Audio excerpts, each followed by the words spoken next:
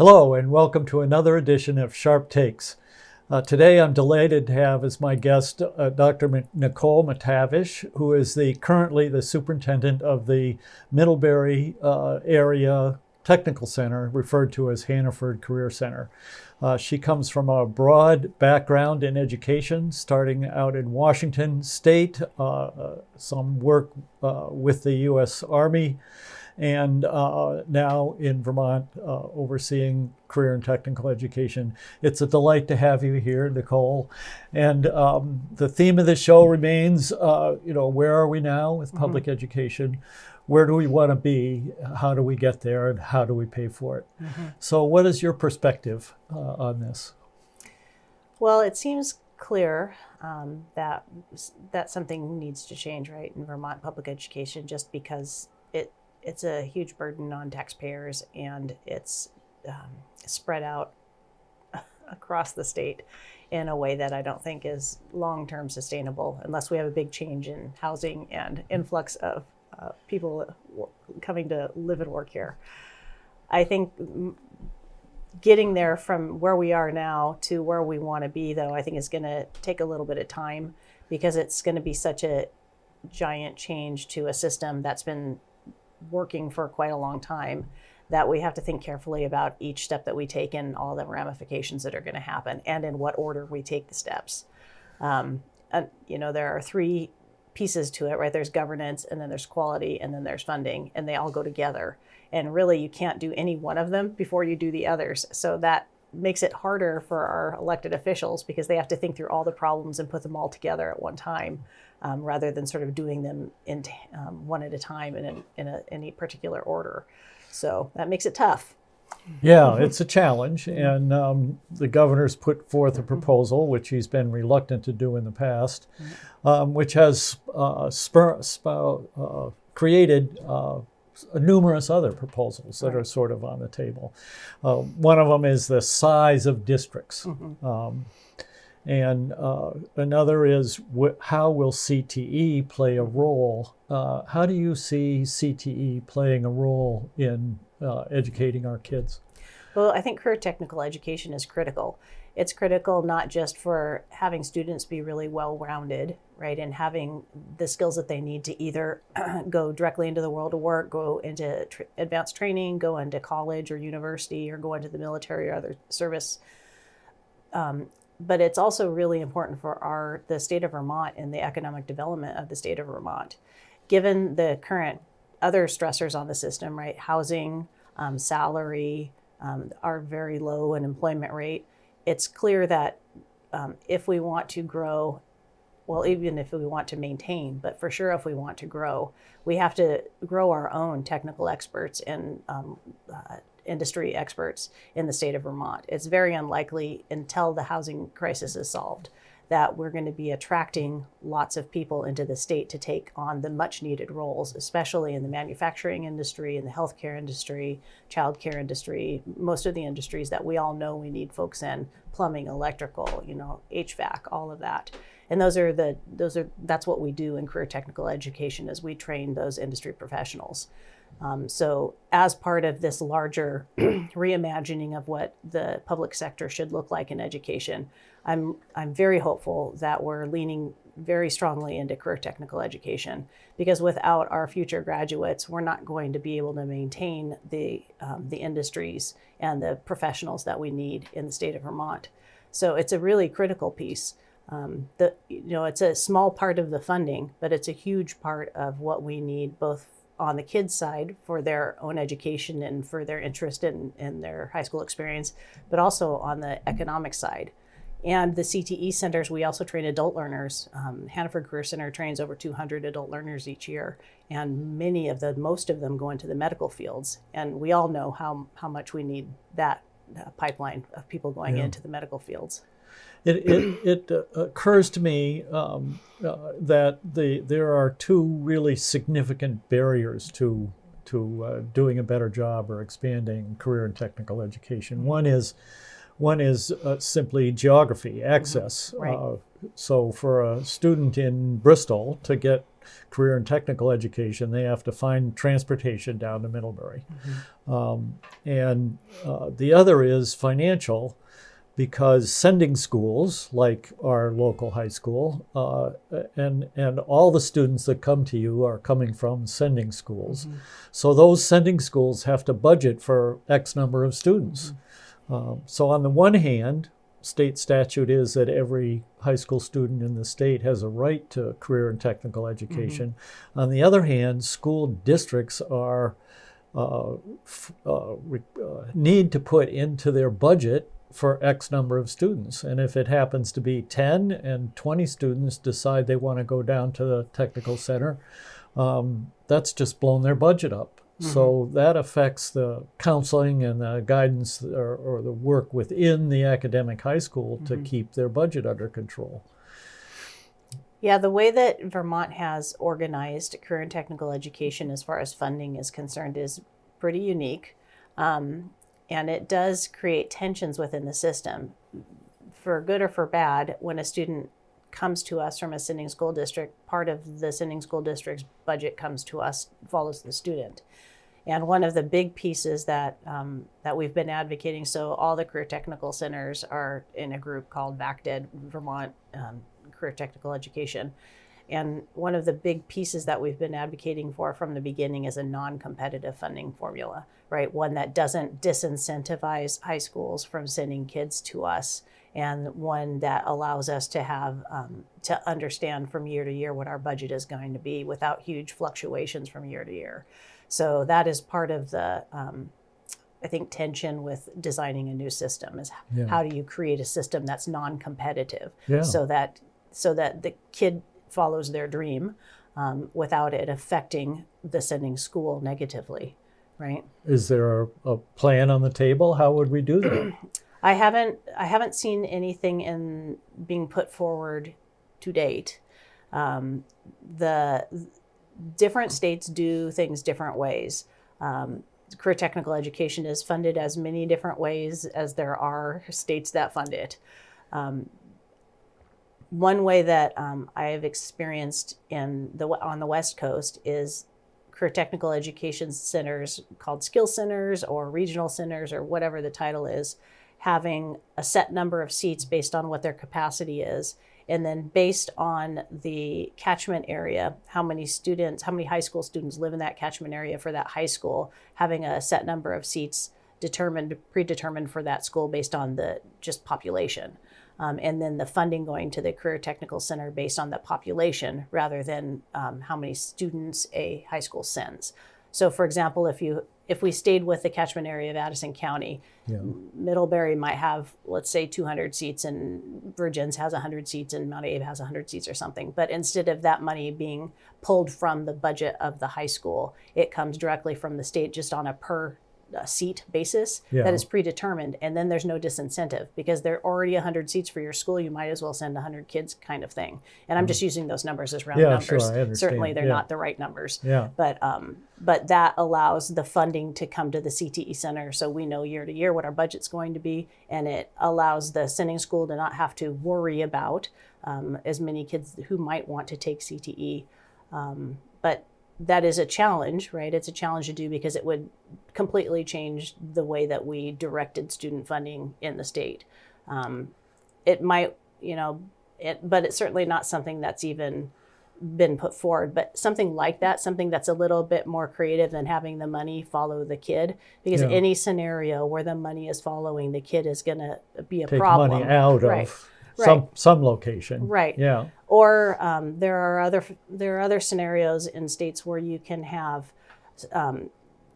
the center and the school share the funding. So instead of there being a tuitioning, the student is worth, like right now they're putting a base rate forward. So let's say each student has a base rate plus whatever weights they decide to add to it. They're talking about adding weights for things like students on an IEP or students who have language needs, they're adding these weights. Yeah. So once you figure out what this whole weighted situation is for the student, we can there are some models where you share the FTE. So if the student's with me half-time, I have half of that. If they're with me full-time, I have all of that.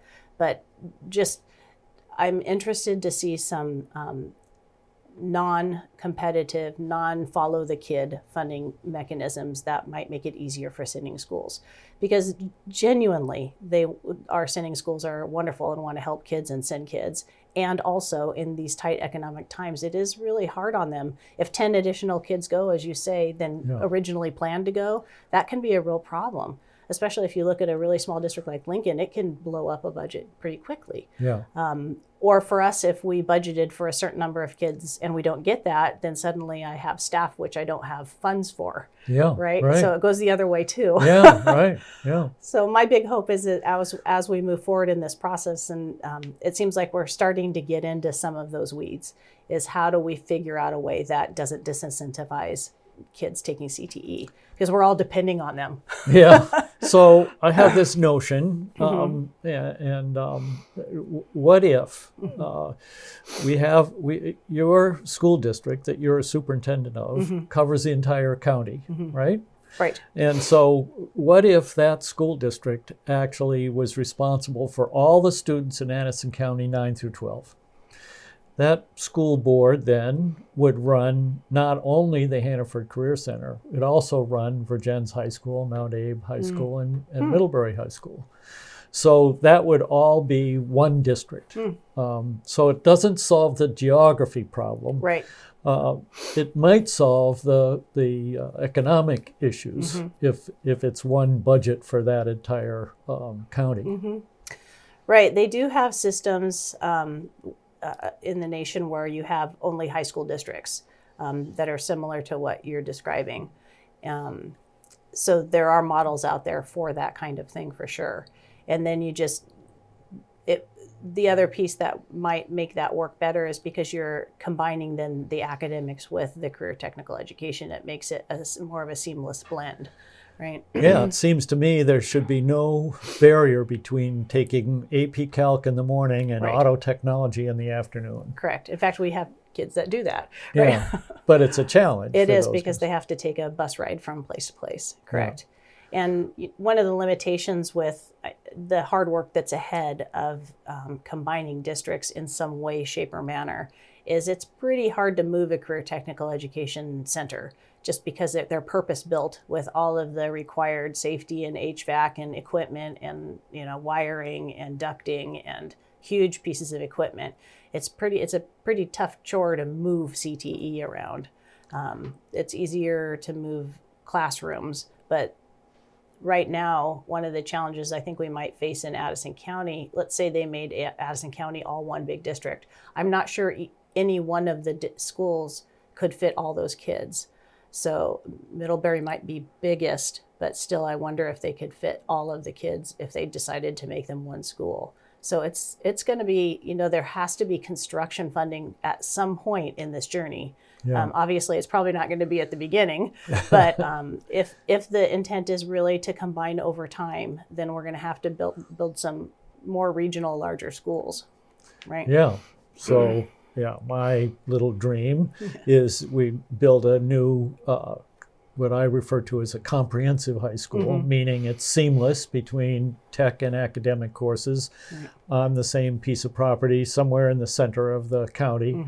That serves all the students from Addison County, and I think that would depend on some significant funding support, and a lot of conversations and willingness for people to move forward. So I don't know, maybe it could never happen if we don't put the pathways in place. However, we know that we can't even move in that direction. Correct. So that's why the notion of having a high school district for the county.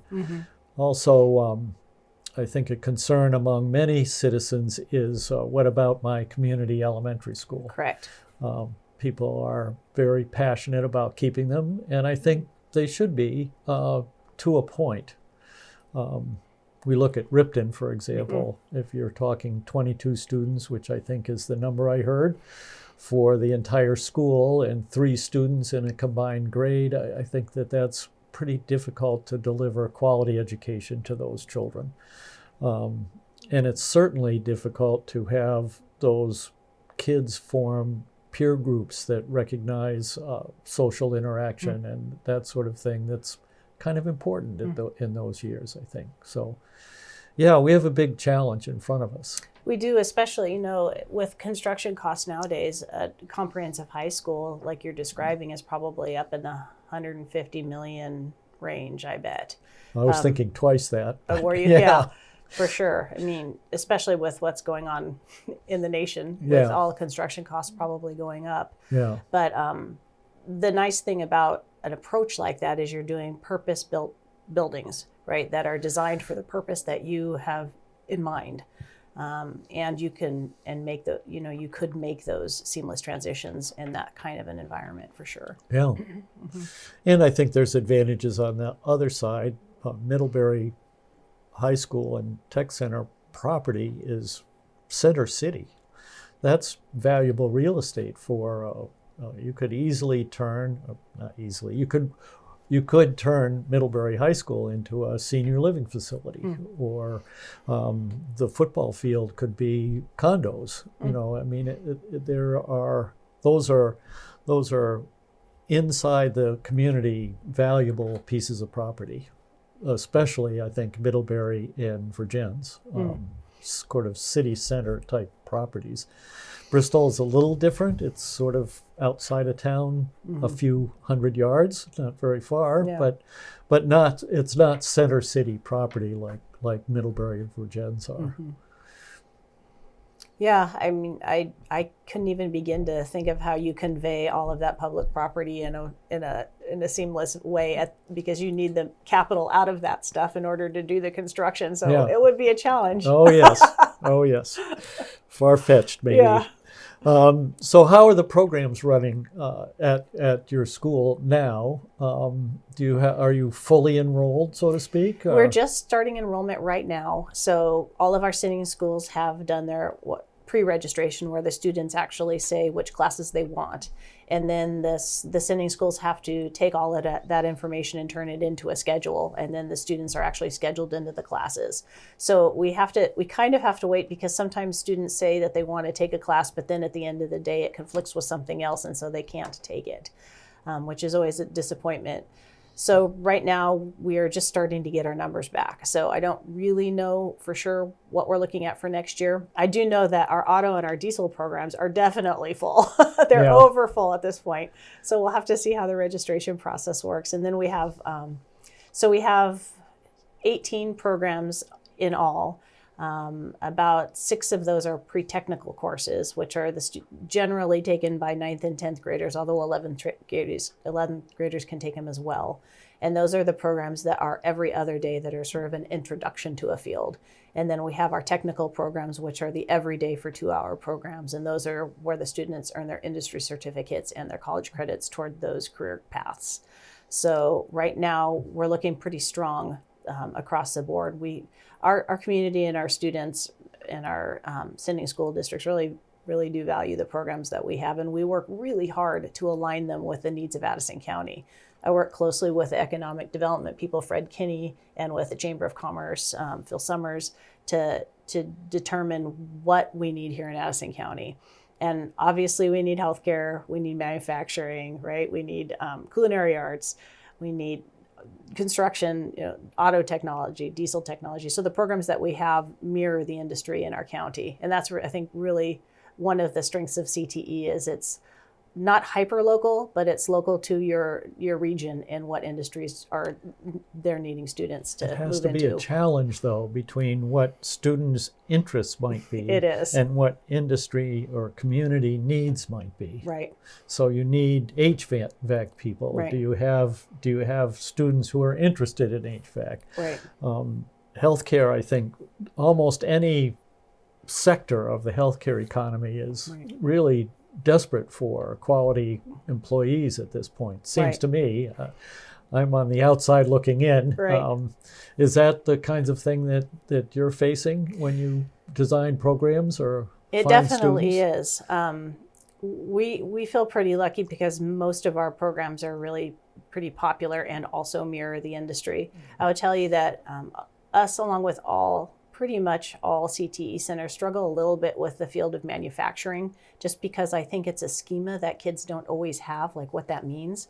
But when you look at Addison County, it's just so, manufacturing can mean a million things. It can be beverage manufacturing or textile manufacturing or wood or computers or like you look at Global Foundries or Beta Technology or Collins Aerospace. I mean, manufacturing is such a broad field that students sometimes don't really wrap their heads around. What does it mean? Like, what do you actually do when you do manufacturing? I would ask that question if I were thinking of being a student there. Not only that, what do I do in school? Right. But how does that lead to what kind of job am I going to get? Right. Because the jobs are so varied. How do you run such a program? Well, we start, we have both a pre-technical program, which is actually our STEM class, which is much broader than manufacturing. They do robotics and drones and all kinds of really cool things in there. And then we have our technical program, which is advanced manufacturing. And so in that program, they do a lot of modeling, computer modeling, and then they do both what we call additive manufacturing as well as subtractive manufacturing. So the additive manufacturing is when they design something on the computer or on paper or in real space, and then they program a machine to add material to make it. So it's 3D printing, right? Yeah. So you've designed your item, your object, your piece of art, whatever it is on the computer, and then the 3D printer can print it, make it for you. And then we also have subtractive manufacturing where you take a piece of material and you take away material in order to be left with the thing that you've designed. Okay. So like think of routing and CNC machines and things like that. Yeah. So our students get to do a lot of that. And so they get to design what they want and then make the thing that they want. And sometimes they're creating an end product, right, or an end device, or sometimes they're creating a piece to make something larger, right? So that brings to mind a couple of things. One is that, kids learn, like infants and toddlers, they're learning with their hands all the time. They're putting stuff in their mouth, they're feeling it, they're crawling around, they're climbing all over stuff. And then, and we tolerate that, so to speak, in kindergarten, where we still have play activity, where we allow kindergartners to learn through play. Right. Then when we get into graded schools, we say, okay, no more playtime. That's recess. You can go have recess, but learning is going to happen here. Right. And you're going to read books, and you're going to, get lectures, and you're going to learn all in your head. From there till you graduate from high school. And that's not how kids think or act.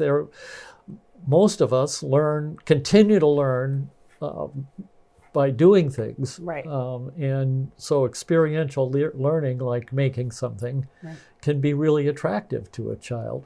Right.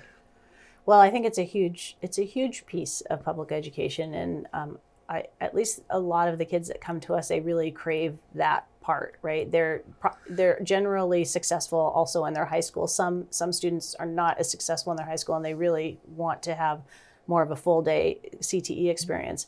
But most of our students are successful in their academic classes, but also know that they want part of their day to be working with their hands, or working with tools, or working in real spaces, or creating things. And so it's a nice balance, right, for a student to have part of their day really deep into math and science and English and those really theoretical and important skills for life, and then be able to come over to the Career Center and take that knowledge. For example, if they take that knowledge that they've learned in science or that knowledge that they've learned in math, that is a huge leg up when they're programming or creating on the computer in order to build something new, something fresh, something that's never been seen before. Yeah. So I think it's a really nice balance for a student to have a little bit of both in their life, right? Yeah. And yet in a year in a health program or a manufacturing program, they're not ready to produce at the highest level walking out the door. So you must have some sort of connections with career pathways after the Career Center. How does that work? Right. So we have two things really. So students that are at the Career Center have the junior and senior students, so the students in our technical programs have the opportunity to do what's called co-op or work-based learning, where they can do part of their day in the classroom with us, learning the skill, doing the skill in the classroom, and then part of the day they go to a real-life workplace. It can be as simple as a job shadow day, or it can be as a paid internship where they go 4 days a week. And the students who really start mastering skills and get really excited about that career pathway often choose to spend a lot of time in the workplace. And when they do that, they get not only their college credit, but also their industry experience, and many times they get paid. So they can do it that way. And then the other thing that they do is they're actually earning, our classes are set up so that students earn the industry credentials that the workplace actually offers. So if you're in auto, you earn auto credentials. If you're in culinary arts, you earn culinary credentials, just like you would if you were an adult working in the workplace. So our students generally walk out of our classrooms with not only their experience, but also some level of industry, hands-on experience in industry. They generally walk out with industry credentials in that field, and they also generally walk out with college credits. So they're pretty well equipped. They're not going to walk in and be, an expert in the field, as nobody is when they start a job, but they're, especially in the fields like construction or culinary or auto, they're walking in with many of our kids 2 full years of experience after our programs. So they're pretty well equipped to start in those jobs. Yeah. All of that stuff excites me, and being an auto tech myself, Right.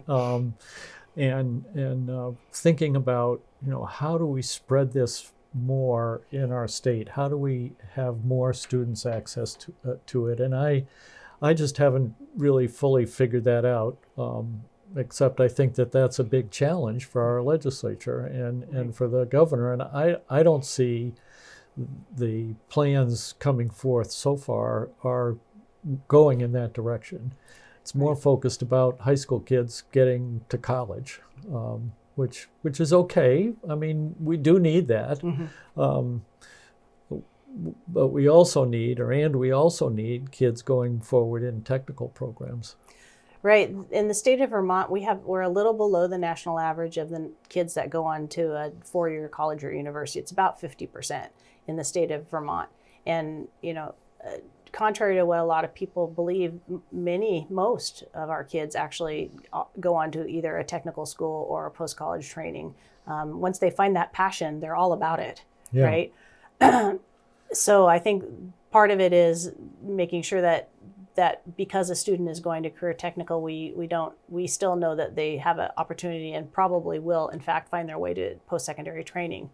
I do think, though, when you're looking at a state with an unemployment rate that's 2% or less, like we are in Vermont, and we know that students are graduating, but only about 50% are going on to college or university, we're certainly doing our students a disservice if we're not giving them a career pathway where they can earn a high wage, where they have a high skill and they're in high demand. Yeah. So it seems like as if we're transforming public education in the state of Vermont, really leaning into that reality.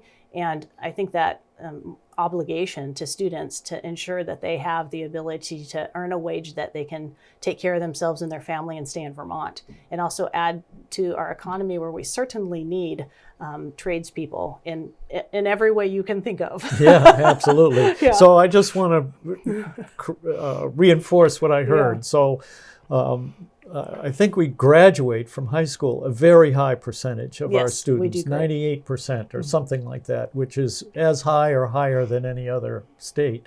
And yet only 50% go on to college, which means 50% are going on to something else, right? And they'll have some sort of career in the state. And wouldn't it be wise of us to train people for those careers? Right, because otherwise they're probably leaving the state, because jobs that are not technical in nature, that are not part of the kind of things that we're training in CTE, are generally not paying a wage that is going to allow them to buy a house in Vermont. It's a tough market. It's a tough place to live. It's expensive to live here. But there are numerous high-wage, high-skill, high-demand jobs that we are capable and would love to train kids for. And usually when students find their way to these classes, they love them. It's Yeah. just finding their way to them. That's the barrier. Absolutely. Right. Yeah. Well, thank you so much for Yeah. coming today and helping us understand career and technical education. I think it's misunderstood by an awful lot of people, Right. and its value and contribution to our children and to the economy of our state is so important. Right. So thank you again for coming. Thank you. And that's another edition of Sharpe Takes. I hope you enjoyed this conversation, and please contact your legislators or your neighbors and tell them what you've learned and encourage them to participate in this education transformation in our state. Thank you for listening.